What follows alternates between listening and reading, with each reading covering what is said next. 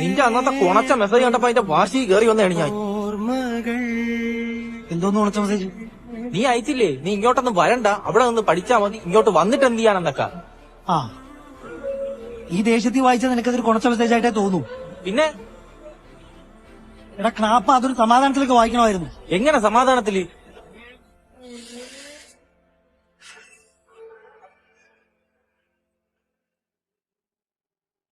നീ ഇങ്ങോട്ട് വരണ്ട, നീ അവിടെ നിന്ന് പഠിച്ചാ മതി.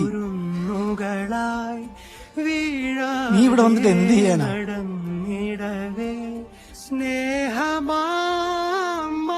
ഞാൻ എന്തായാലും ഇവിടെ വന്ന് പെട്ടു. നീയും കൂടി ഇവിടെ വന്ന് വെയിലത്ത് കിടന്ന് പുഴുക്കണ്ടെന്ന് വിചാരിച്ചാണ് വരണ്ടെന്ന് പറഞ്ഞത്.